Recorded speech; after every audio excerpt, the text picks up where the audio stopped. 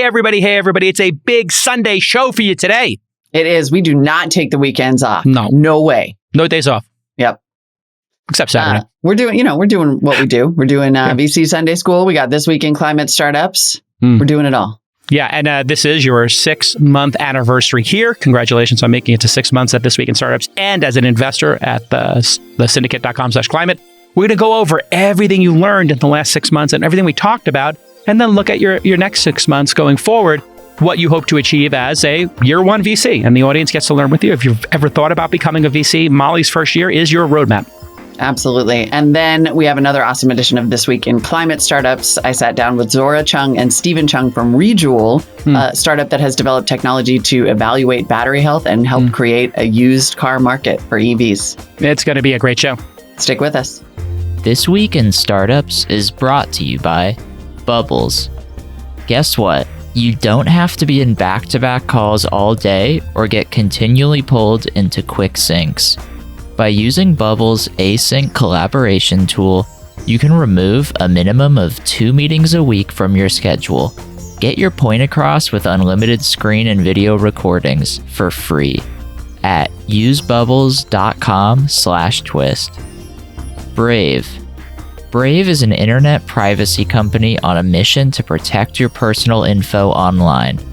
Download Brave today at brave.com/twist to browse faster, search privately, and so much more, all in a single click. And iTrust Capital. Did you know that you can invest in crypto through your retirement account and still get the same tax advantages as a traditional IRA? Visit iTrust.capital/twist to start investing today. Okay, it's time for VC Sunday School. We are going to recap Molly's first 6 months as an investor.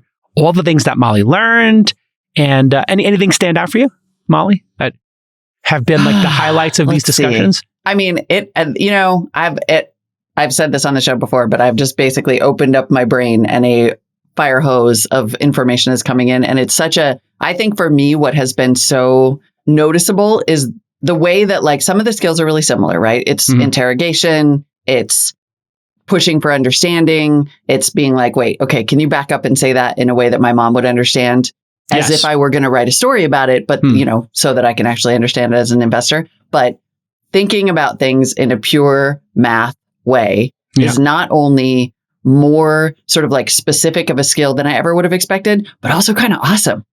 It's like super freeing and interesting to be like, well, actually, math says this.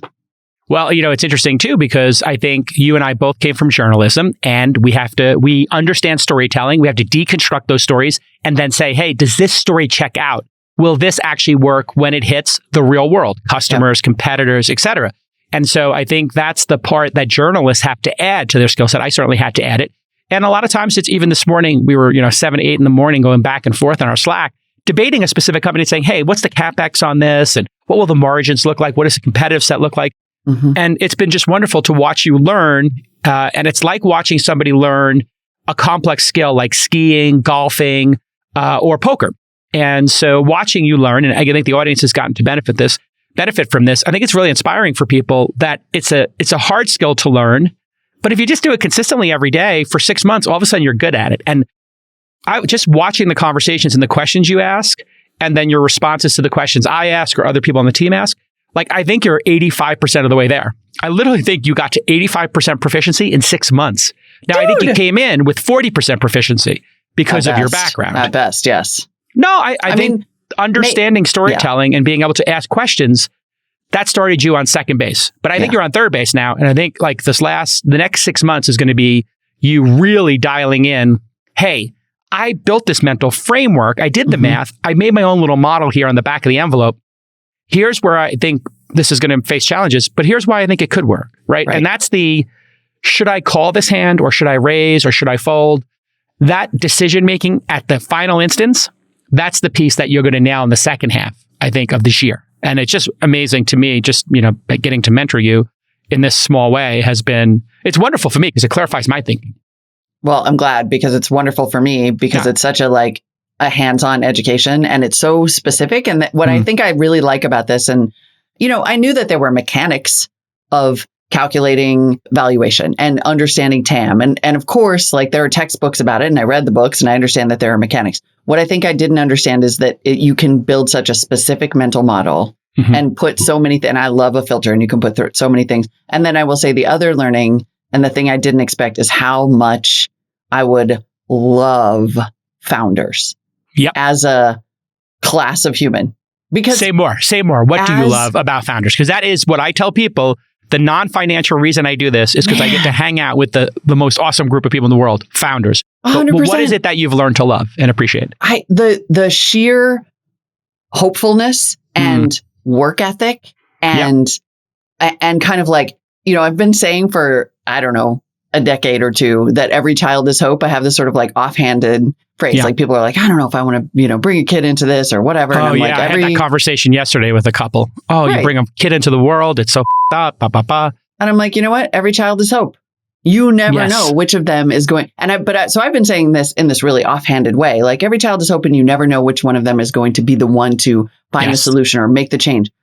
Every freaking founder is hope.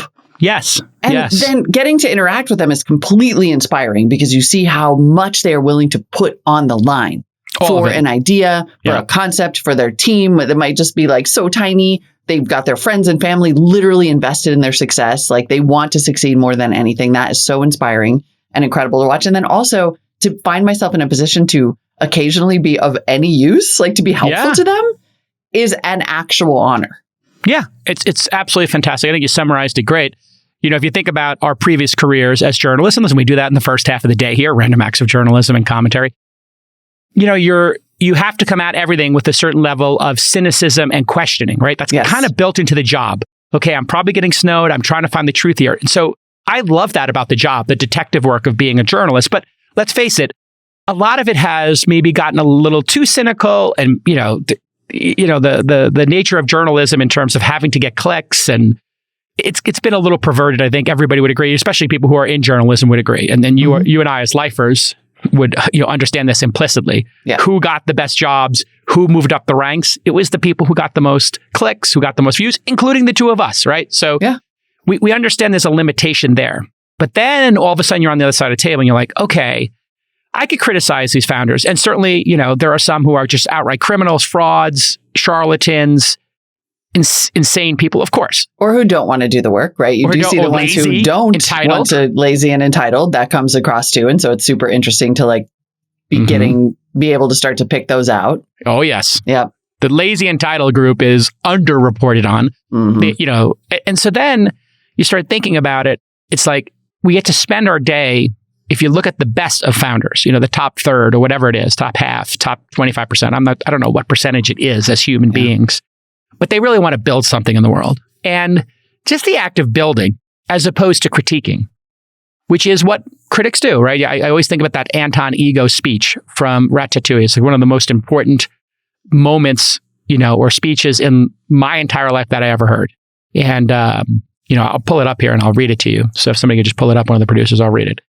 This is one of the most important things, I think, people who are in a position of power to critique people who have the audience, people who have the pen, need to remember that the life of a critic, they get to lord over people. They get to have this position of authority. Okay, criticism is valid. We all like to read some criticism here and there. It's helpful to the world. It's entertaining, all that. But the world needs more people to try to solve problems. And what a critic can do in their best instance, I think, is to make a little space for these imperfect, young, even just the ideas being young, the products being young. It's so important. And so that's, I think, part of our jobs. And I'll just read it to you. In many ways, the work of a critic is easy. We risk very little, yet enjoy a position over those who offer up their work and themselves to our judgment. We thrive on negative criticism, which is fun to write and to read. But the bitter truth is we critics must face is that in the grand scheme of things, the average piece of junk is probably more meaningful than our criticism designating it so. But there are times when a critic truly risks something, and that is in the discovery and the defense of the new. The world is often unkind to new talent, new creations. The new needs friends. Last night, I experienced something new, an extraordinary meal from a singularly unexpected source. To say that both the meal and its maker have challenged my preconceptions about fine cooking is a gross understatement. They have rocked me to my core. In the past, I have made no secret of my disdain for Chef Gusteau's famous motto, anyone can cook. But I realize only now do I truly understand what he meant. Not everyone can be a great artist, but a great artist can come from anywhere.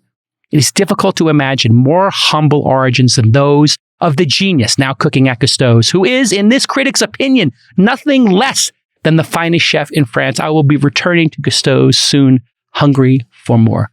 This speech is so important for people to realize. Are you getting? I'm literally tearing up. Like this, I'm a child. I'm just anyway, it's designed to do that to everybody. So if you got choked up during that, it's because that's what the world needs. You need to have hope. You need to have people building stuff. And so I understand it's easy to dunk on people. It's easy to criticize people. People make mistakes. They fall down. But let's just create a little space for people to succeed. A little lane. And that's what venture capital is. It is. Yes. Like the discovery and defense of the new is something I'm going to tape on my monitor because that it really is that. And the idea of being in a position to be a positive provocateur to say, I see these problems, but instead of just writing them down and hitting publish, I can work with you on how to solve them. And then you will build a better business that will have an impact in the world. You will create jobs in this economy. My dad is like so excited that I might be like creating jobs in this econoy. I mean, it's good stuff. Talk about a boomer. How cute is he? He's like, you're making jobs. I literally had a young person say this to me like, oh my God, like, what do you do for charity? I'm like, every company I invest in creates dozens to thousands of jobs. Yep. The greatest form of charity is a great job. Like if everybody had a really great job, not everybody has a great job, right? I think we all realize that the bottom third of jobs kind of suck and you're grinding it out. I'm talking about great jobs, careers, passions. Like if we can create more of those in the world, that also is a mitzvah. That's super important. So anyway, that's a long way of saying I absolutely love it. I can see where the math would start to get hard. And you have to probably keep your sense of discovery and defense of the new, which is why I want to put it on the monitor. But I love it. And I think I'm finding cool companies and I'm proud that I have actually some companies in our portfolio already, which I didn't expect to be happening at 6 months. So thanks for that. It's all happening. It's all happening. You found them. And if you want to join us on this adventure, if you want to support the new, this wasn't intended to be an ad. But if you're a rich person, or anybody of affluence, if you're an accredited investor, which means you're the top 6% of the country, you could give to charity. I encourage you to do so.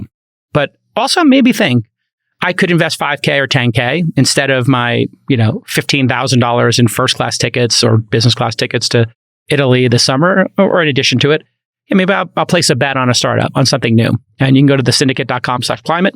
And the companies we share there are going to be super, super speculative and risk-taking by definition. I mean, it's one of the most risk-taking categories, climate and sustainability. So come in with eyes wide open. This is going to be hard work. And the majority chance is you lose your money.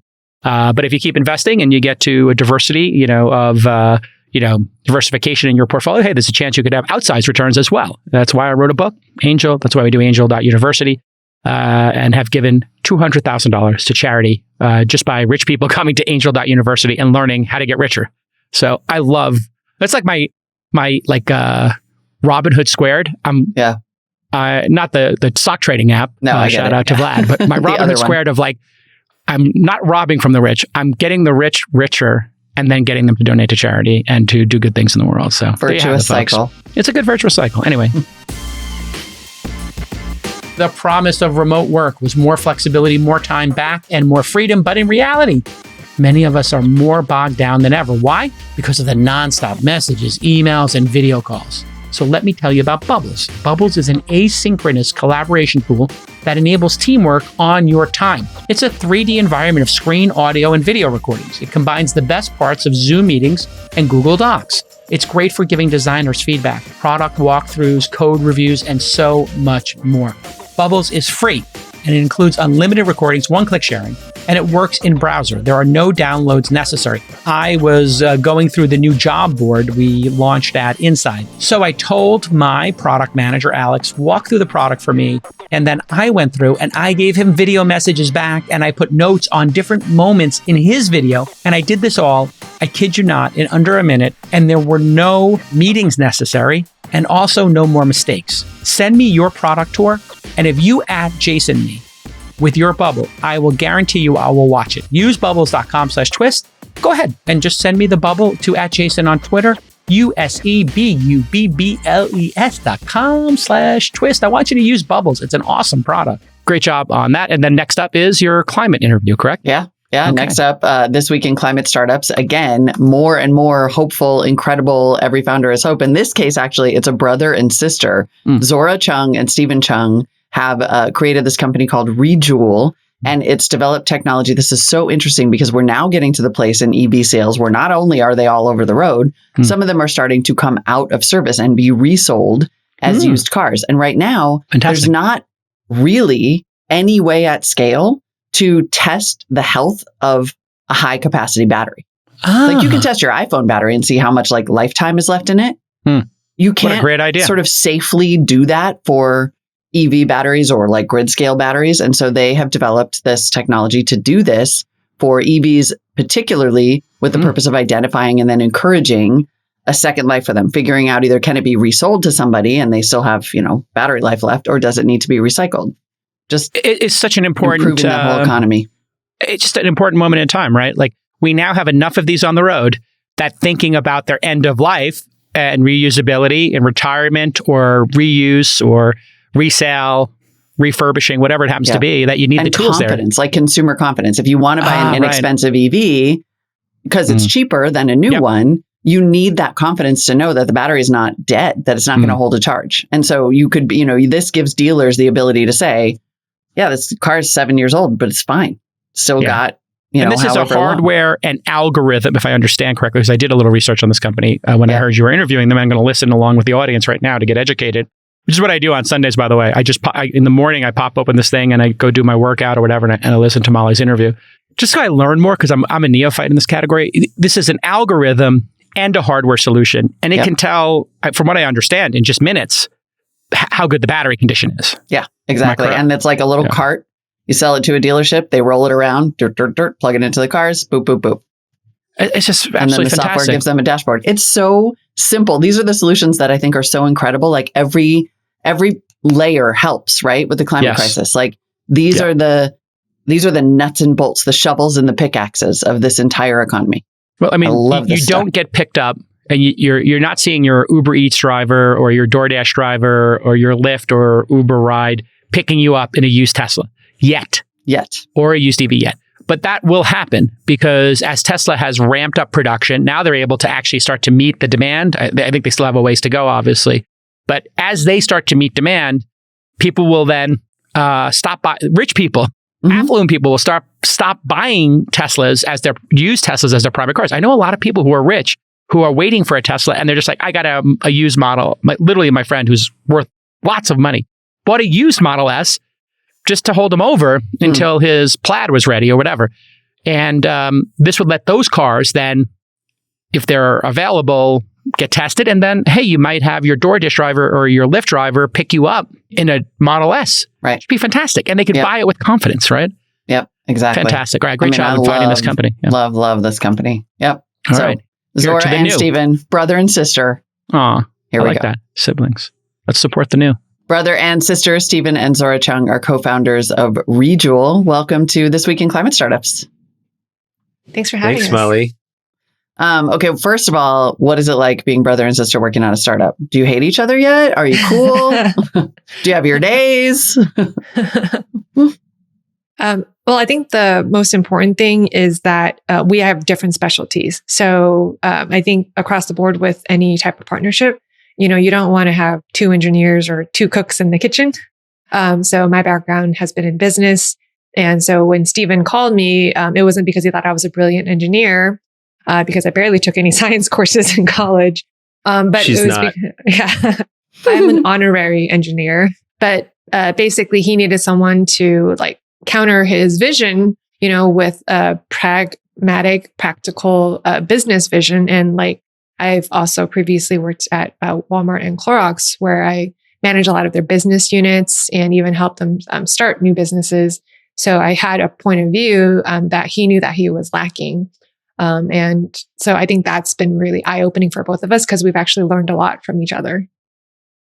And then, Stephen, tell us about what ReJoule does and the technology, because that's your wheelhouse. You invented this sucker. What did you build? Yeah. So we've developed a faster way to measure how healthy a battery is. So when you're thinking about millions of electric vehicles on the road, there's going to be a big need to understand how healthy those batteries are and how valuable those batteries are. So if you're thinking about your Tesla Model 3 after so many years, a big question everyone has is how much has this battery degraded? How much longer can I use it? And then if you expand that to fleets, fleets of electric vehicles, think buses or delivery trucks, it's really an ROI calculation for them. And then something that I care deeply about is, what's going to happen with all these batteries after they're no longer useful in a vehicle. And so we have a diagnostic technology that can help understand the health and the value of those batteries for secondary battery applications as well. So it's really an easier way to understand battery health that's accurate and cost effective. So what is the way that battery health is understood now? Because it's my understanding that when it comes to high capacity or EV batteries, this is actually really hard to do, which surprised me because I thought I could just take my phone to Best Buy and they'd be like, oh, you have this many, months left on your battery. Right. And it's much easier for phones. They're smaller batteries, and they also cost a lot less. And so even if there's a wrong calculation on a phone battery, it's not that expensive to fix. But when you're talking about a car battery, it's much bigger, higher voltage, heavier, dangerous. Then it can be very expensive if a reading is wrong. How it's typically done today is you just literally charge the battery and then you discharge the battery. And so that takes actually several hours. And then if you're talking about a really high capacity EV battery, that also requires some big, heavy equipment. And one of these things can cost tens of thousands of dollars just to have that equipment and install it. And so that's not scalable for millions of EV batteries. And so what we've developed is a way that you can kind of just plug into a battery, run a quick test, and in a few minutes you can tell the same information as that several hours long test. User privacy is one of the biggest topics in tech right now. We talk about it on the show all the time. And if you care about your privacy, you need to check out Brave. Brave shields you from ads, trackers, and other creepy stuff that follows you across the web. Now, they have 3 core products at Brave: the core browser, the search engine, and its browser-native crypto wallet. I had the founder of Brave on the program, in fact. Brave's browser now has over 60 million users, think about that, and thousands of daily downloads. And it's built on Chromium, which is the open source Chrome project. So all your favorite Chrome extensions, they work in Brave. And it's 3 times faster than Chrome. Why? Because Brave doesn't bog you down with all those ads. You can import your bookmarks, passwords, and settings from Chrome or any browser with just one click. And it doesn't track you, what you search for, or what you click on. And here's why you can really trust Brave. Brave was co-founded by Brendan Eich, who was the creator of JavaScript, a co-founder of Mozilla Firefox, and a technical lead on Netscape. How about that, huh? He knows what he's doing. He's been on the pod. So Brave Search is a truly private and independent search engine. Go download Brave today at brave.com/twist to browse faster, search privately, and so much more, all in a single click. Brave.com/twist. Go download it today and try it. Give me some feedback. Before I move on to the business part a little bit with Zora, tell me a little more about the technology. You're using this electrochemical impedance spectroscopy. Spectroscopy. Yep. Explain that to me like I'm 10. And what is value? Have you invented something here? Like, do you own this IP, and how does it work? But yeah, like I'm 10, because no one's gonna. Okay. Maybe 12. I will go up to 12. Yeah. And first, I want to say so it's electrochemical impedance spectroscopy. Spectroscopy. Yeah, Awesome. we can also say EIS. And don't worry, after 5+ years, I still get it wrong sometimes. So EIS is it's an electrochemical measurement technique. So we didn't invent that technique. It's used by electrochemists all around the world for decades now. And it's a fairly well-known technique to characterize and understand batteries. So where our IP is in figuring out how to do that for higher voltage and basically larger batteries. To do EIS today, you can buy a machine that can do that on a cell phone battery, a cell, typically 3 to 5 volts. And what we've done is develop some technology that can perform this on higher voltage batteries. So 50 volts we're doing right now. We're looking at 400 volt EV batteries. So that's the first kind of unique part of our technology. The other thing is we've figured out a way to do the testing, collect the data, and develop battery state of health or SOH models. So basically a machine learning algorithm based on that measurement. Mm-hmm. And we've developed a way to systematically and repeatably be able to develop these battery models from that EIS measurement. Gotcha. So it's a hardware and a software solution. You plug this in, see what the battery health is like, and then deliver essentially this health report. Is it also predictive? Does it also sort of say, I assume the health report must be somewhat predictive. The battery will last this many more years, that kind of thing? Yeah, exactly. What we do is, so that one measurement provides kind of a snapshot in time. But if you have multiple snapshots, you can kind of create a pretty good idea of where a battery is going to go in the future. And then if you combine that with other information, all batteries have some sort of battery management system or BMS. So there's a lot of data collection already. So combining our prediction with some other sources of information, then you can get a pretty good idea of how many more years is a battery going to last in a particular application. And it sounds like there are kind of two options. There's how many more years will the battery last, or this battery is ready for some other use. What are those other uses? Zora's nodding. Do you want to jump in here? Oh, yeah. Go ahead. It's very interesting. We get that question a lot.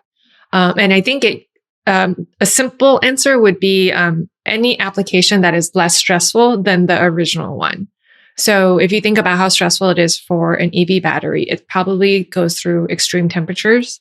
You're subject to shock and vibration. And if you think about trying to accelerate on the freeway, that is an intense amount of energy that it's using as a huge load on the battery. But if you think about a stationary application, that's the most common one that people think of. It might be sitting in the building. Hopefully it's in a more temperature controlled environment. And if you're thinking about a building load, maybe the most intense thing you do is pump up the AC or the heat. But that is more consistent than, accelerating from 0 to 60 on the freeway, for instance. Right. There's other applications that people have looked into as well, such as even putting it into, lighter electric vehicles, such as forklifts or golf carts, where maybe the top speed is, under 25 miles an hour. And these are maybe also in very controlled environments. Like a forklift is not going to be off-roading. And so they're going to be better taken care of. So there's a lot of opportunities here. And I think what's really powerful about the technology is that there's not one use case. So being able to understand the specific health and the remaining useful life is incredibly valuable in identifying that ideal use case.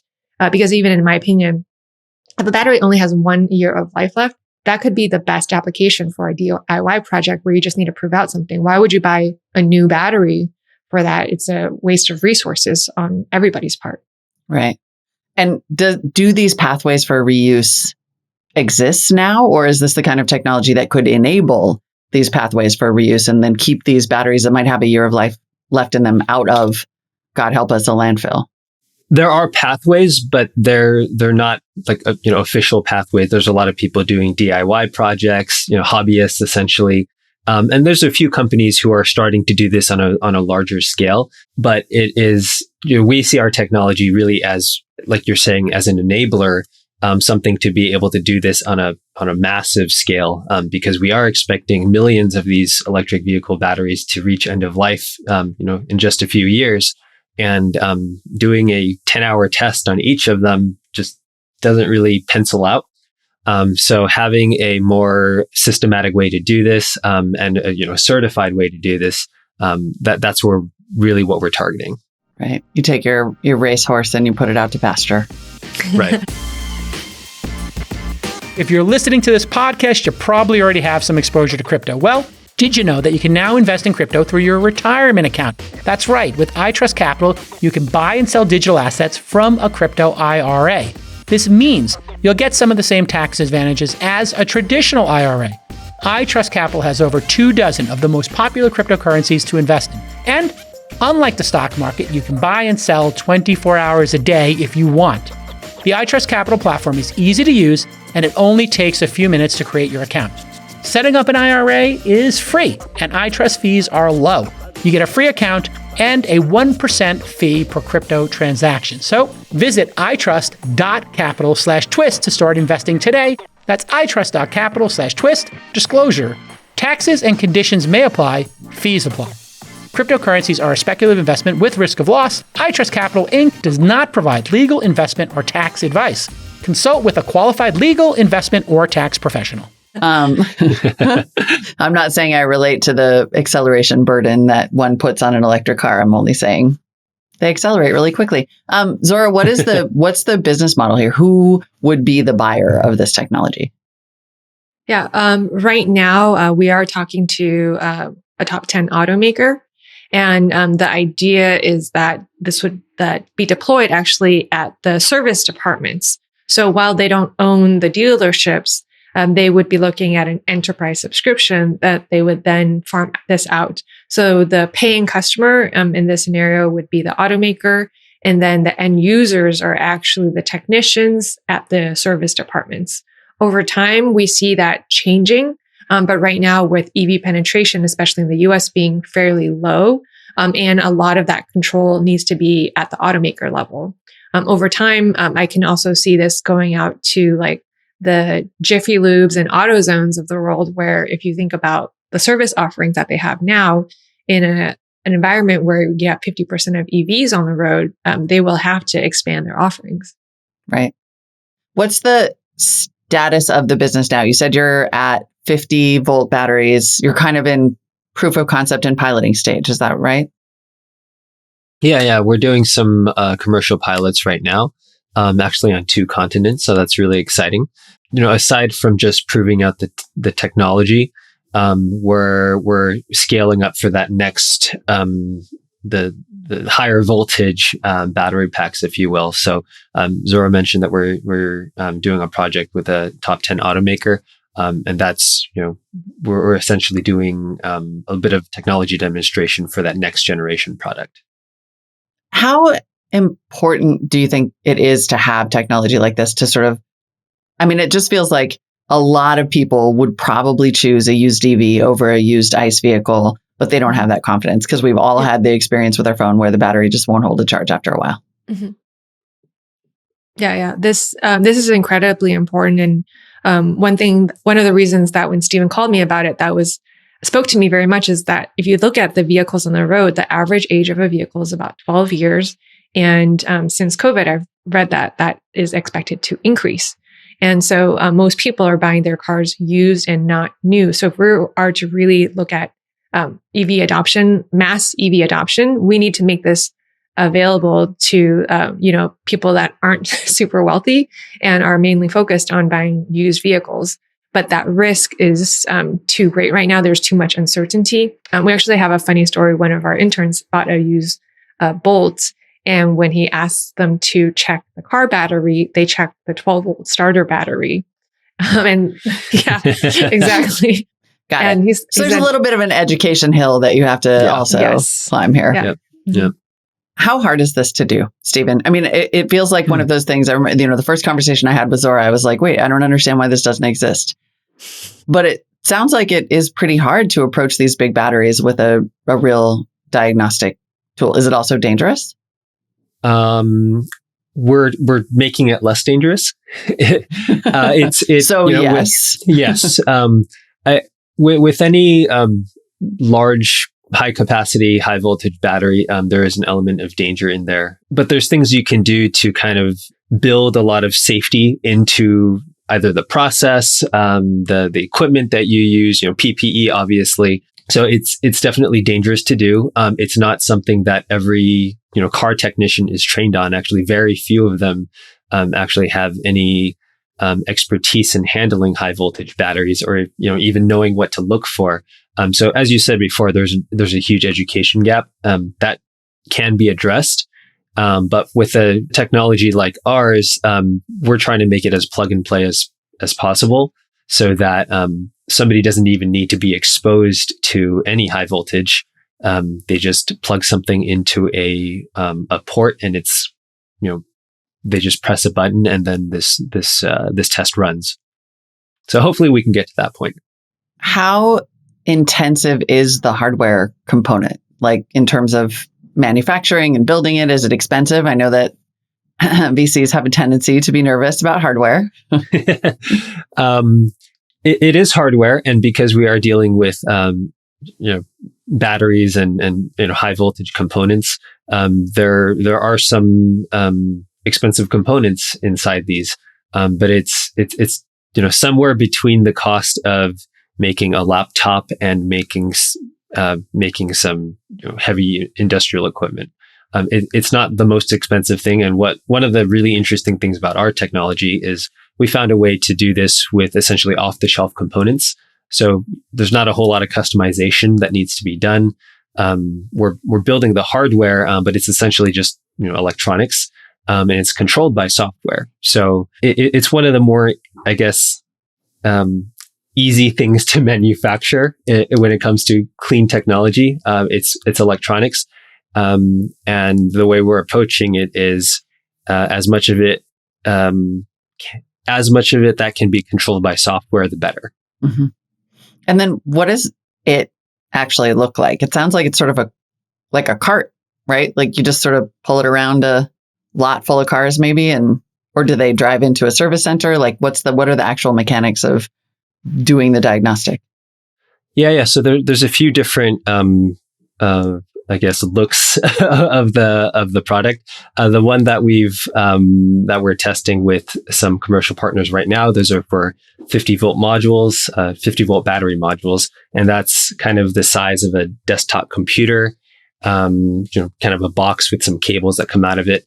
The product that we're able to plug into the charging port of a vehicle, that is, closer to like a cart that you would roll around a parking lot, with, box with some wheels, with a cable coming out. And then that cable is, essentially looks like a charging cable. So you can plug it into the, charge port of a vehicle and, do the diagnostic that way. Mm. I have two questions simultaneously. Zora, I'm going to come back to you with a business question, but Stephen, how did you come to this problem? How did you decide like this was the thing to tackle? Yeah.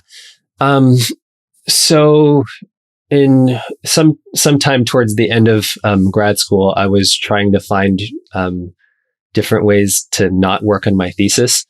So I came across some I hear articles. That's a common problem. Yeah, and that's where all the ideas come out. So I came across this article about, hey, what's going to happen with all these electric vehicle batteries at their end of life? And this was in 2016. So the Model 3 hadn't come out yet. This was a very futuristic thing, and I just couldn't stop thinking about that problem. And then after grad school, was just trying to do different things. Had a bunch of crazy ideas. Zora calls it my mad scientist days. And during that time, while I was tinkering, I came across this electrochemical impedance spectroscopy, EIS. And then I looked more into it and realized, hey, this can be a way to at least address the first problem of how healthy are these batteries and how valuable are they? And I dug more into how to actually perform this EIS measurement. And I realized it was essentially in an extension of my expertise in power electronics. I got my master's in specifically power electronics, which is we're answering the question: how do you move current or get voltage from one voltage to another in an efficient way? And EIS is basically an interesting power electronics problem. So after tinkering a little bit more, calling Zora a bunch of times and bothering her nights and weekends, we came on this idea of, well, what if we were able to use this hardware to take a measurement and then understand the health of batteries and use that to understand the health and the value. And then, Zora, when you go about calculating TAM and you talk to automakers, like, what is the incentive for them to buy this? I think there's a tendency to think, well, car makers just want to sell new cars. So why do they care about their used stock? Yeah. I think a big part of it will be policy and regulation. So it's not quite in the US yet, but in Europe and China, there is regulations where there's extended producer responsibility. So they are responsible for these batteries at end of life. And we've estimated that if the proper infrastructure isn't in place, they're seeing lower residual value for their used cars, which is going to hurt their dealerships. There's not really a lot of work that they can do on an electric vehicle right now because the whole battery is being ignored. So that's revenue that their dealerships are missing out on. And then more importantly is if they don't have the proper infrastructure to repurpose, you're looking at least $1,000 per vehicle to ship and recycle. And I say at least because there's if you have a smaller battery, it's lighter. And if it has a lot of precious metals, then you get some value back. But we're trending towards lithium iron phosphate, where it actually costs double to recycle it because you're not getting any of the precious metals back. It's better from a mining perspective, right? Because you're not going to the DRC. But when you talk about end of life, that's an additional cost that they may not have factored in. And so who's covering that cost? Right now, what we're seeing is a lot of OEMs that have warehouses full of these batteries that they're trying to figure out what to do with because they don't have like the $1 million or so that they might need to recycle all of these, and they know that they're still valuable. So the incentive is, making some money, I would say, and then meeting regulations. And of course, being able to repair, remanufacture, and repurpose would also help meet their ESG goals too. Right. And I could imagine that even the simple, there is all of that and just the sort of simple part where like you want to sell an EV that's a lease return and you want to give people confidence. Exactly. Yeah. And I think another... Oh, sorry. Another really interesting part of this is a lot of automakers, they're becoming battery makers as well. And having access to future supply of battery materials is becoming increasingly important. And so there's all kinds of investments in not just the cell manufacturing, but also recycling now, so that a lot of these companies can reclaim the materials. Well, how do you recycle a battery if you sold it to somebody and they technically own the vehicle? They're thinking about ways to be able to reclaim these batteries and just finding new technologies and different in a way redefining what their business models look like to be able to adapt to a new electrified future. Right. I mean, that's what I think is so fundamentally fascinating about technologies like this, is that it opens up economic pathways that don't currently exist within, whether it's, offering an incentive program for somebody to turn in a vehicle that they bought, or creating the pathway to golf carts so that that's a revenue stream for car makers. Like, it just all gets so interesting when you think about what you could do if you just have this one. I mean, you're like the bolt. Not the car, the actual unintentional EV pun. Well, Stephen and Zora, this is so interesting. Please keep us posted. I love hearing about it. Yeah, definitely. And thank you for having us and giving us the opportunity to share some of our experience and insights. Thanks Molly. For coming on. Okay, everybody, thanks for listening. We're going to be back tomorrow with a full slate of news. It's going to be Monday, so buckle up. I can't tell you how many crypto startups are going to go belly up or lawsuits that'll be filed, but you can be sure we'll have 2 or 3 of those stories this week and everything else that happened over this weekend and going into the week. It's not going to be a slow summer. It's big news summer. It's a big news summer. I've been stockpiling stories since Friday for the Monday docket. Jesus. Could be a 2-hour show. Just like get ready. Unbelievable. Get ready. Okay. And hey, just a special thanks to all the amazing sponsors. I want to give extra sponsor love, and I want you to do it too. If you're a super fan of the show and you made it to this point in the show, it is your gear, it is your duty, it is your honor, it is your privilege to go on Twitter and just say thank you to whichever one of these sponsors you love the most, and then just mention us. So I want you to say thank you at Notion for supporting at TWI Startups, right? That's a perfect example. If Notion or Squarespace are your jam, I love both of those. I use both those products. Hey, maybe Masterclass. I love that product. I got the yearly subscription. Maybe you're using broker for insurance like me and a lot of my startups. Maybe you're getting healthy with Thorn, right? Get healthy with Thorn. Or maybe you got a nice tight suit from Indochino. You go ahead and thank Thorn, Indochino, and Broker or Masterclass on your Twitter. And then that sends love to them and to us. And we keep this whole operation growing. Maybe we go to 7 days a week, right? How great would that be? And thanks to Microsoft. They really support founders. So great. Masterworks. I'm buying my second painting on Masterworks. Can't wait. I got a Basquiat. I'm trying to pick my next one. I may go for a Warhol. I don't know. Lemon.io. They do a great job at landing developers for a lot of our startups. Policy Genius. You need to have insurance, life insurance for your family, and they're going to help you get the best price. Vanta for your SOC 2 compliance. Intercom so that you can understand your customers and not churn customers. What a great product. Bubbles, We've been getting a lot of pitches on Bubbles recently. Brave, great browser, does a lot of interesting things in terms of saving you from a lot of tracking. Maybe if you want to get rid of some of the ads that are annoying you, and they have some cryptocurrency hooks that are kind of neat. And of course, iTrust if you want to put crypto in your IRA, which I am going to do, by the way. I have some crypto holdings, but I want to put a little bit in my IRA and get that tax benefit like Mr. Peter Thiel did famously with his Facebook stock. So thanks again to all those sponsors. Who knows? Maybe it works out. You never know. You never know. Maybe it works out. Hit it out of the park. All right, everybody. Sorry for I should have given you a trigger warning on that one. Anytime I mentioned Peter Thiel. I know, Mom. Mm-hmm. Did I trigger the libs? Okay, sorry. I love Peter Thiel. He's such an interesting, weird dude. I had him on the show. I interviewed him. Would you interview Peter Thiel? Fun character. Or would that be too triggering for you? I mean, you gotta face your fears. You gotta face your demons. That would be like you going to Dagobah and Yoda's like, listen, your weapons, you will not need them. And then you go into the cave and you have to face off against. That would be me. That would 100% be me. I'm going to have Peter Thiel back on the program. I would do it for the clicks. Just kidding. Okay. Wow. Very good. I like it. I would do it for the learning. I think it's important to understand people and where they're coming from. All right. We'll see you all tomorrow. See you Monday. Bye. Thanks, partners.